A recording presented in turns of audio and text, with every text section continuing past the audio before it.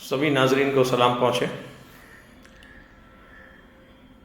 میری تقریر طبیعت یار کو بے چین کرتی ہے، میری تقریر طبیعت یار کو بے چین کرتی ہے، سبب کیا ہے وہی سناتا ہوں جو دل پہ گزرتی ہے۔ وسیم رضوی تنازع کو لے کر پورے ہندوستان میں ایک بحران سا مچ گیا ہے،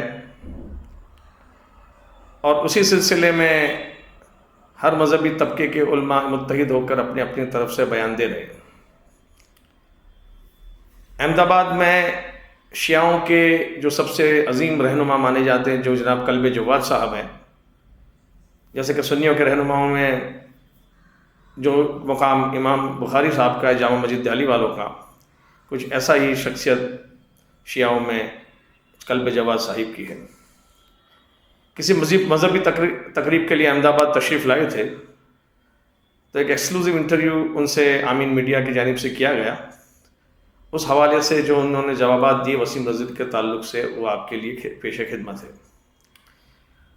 لیکن اس سے پہلے ایک اور بات جوڑ دینا چاہتا ہوں کہ یہ ملعون ہی شاید اس وجہ اور اس کرونا پھیلنے کا شاید سبب بنا ہے کہ اس نے جس طرح کی گھناؤنی حرکت پچھلے 1400 سال میں نہیں ہوئی، یا کسی نے اس طرح کی جسارت نہیں کی، ایسی اس نے جسارت کی ہے کہ قرآن پہ پابندی اس کی 26 آیتوں پر لگانے کی جو بات کی ہے، اسی کے سبب سے قدرت شاید ناراض ہو گئی، اور اسی کی وجہ سے یہ ایک ایسا تہلکہ مچ گیا ہندوستان میں کہ جس کی کوئی مثال نہیں ہے، اور آج امریکہ اور شاید چین سے بھی ہمارے کیس اس راکٹ گتی سے آگے بڑھ رہے ہیں۔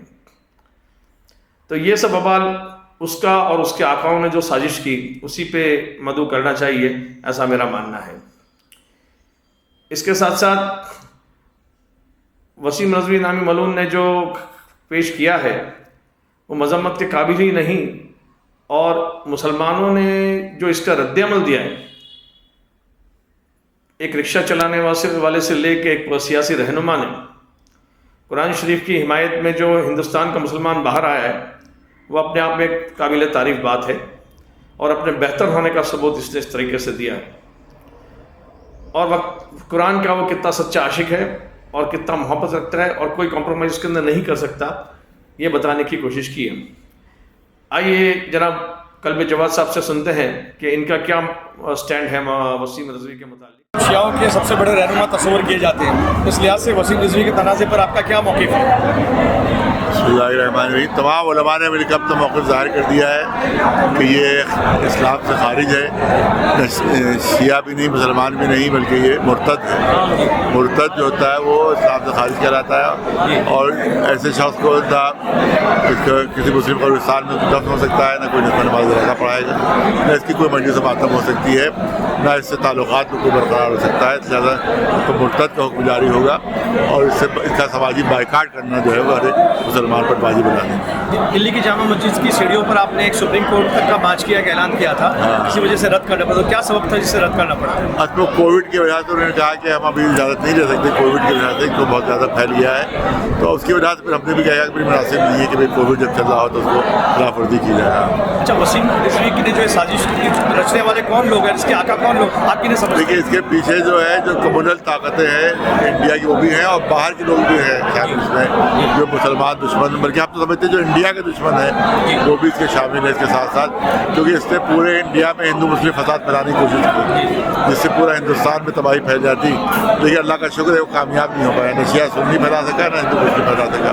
ہندو بھائیوں نے بھی سمجھ لیا کہ یہ اہلِ کار ہے، یہ ایجنٹ ہے، اور یہ صرف اپنے کو بچا رہا ہے جو اس نے بےایمانیاں کی ہیں۔ سی بی آئی کی جانچ اس پر لگی ہوئی ہے، اس پر 20-25 FIR ہو چکی ہیں، اس پر 302 کی 2 FIR ہے، تو اپنے کو بچانے کے لیے یہ حرکتیں کر رہا ہے۔ جیسے کہ آپ تو لکھنؤ سے تعلق رکھتے ہیں، اور آپ نے تو بہت قریب سے اس کی زندگی میں اس کو آپ نے بہت نزدیک سے دیکھا ہے، تو اس کے متعلق آپ اس کے کردار کو کیسا دیکھتے ہیں؟ دیکھیے، یہ ہے تو فیض آباد کا رہنے والا، یہ لکھنؤ کا رہنے والا نہیں ہے، لیکن یہ کہ اس کا جو ہے وہ شروع میں تو اس سے کوئی اپنے چھوٹے موٹے کام کی دھوکہ دینے کے لیے بہت اچھے ہیں لوگ، پبلک اچھا سمجھنے لگی، پھر وہاں کے انجمنوں نے اس کی تائید کر دی کہ صاحب یہ بڑا اچھا آدمی ہے، وہ دھوکے میں دھوکہ دیا اس نے، بعد میں اس کی اپنی صورت ظاہر ہوئی، اس کے بےایمانیات करना शुरू की, चोरियाँ शुरू करी और इसने मौका को बेचना शुरू किया, तब हम लोगों ने इसकी मुखालिफत की, लेकिन हुकूमतों ने इसका साथ दिया।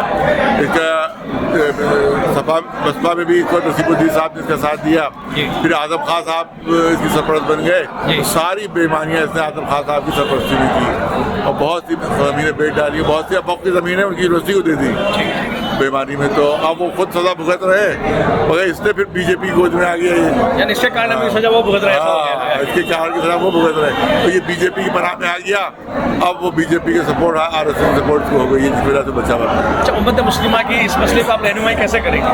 देखिए, हम ये कहते हैं कि ऐसे एजेंटों से होशियार रहना चाहिए और इनको किसी मजहब से नहीं जोड़ना चाहिए।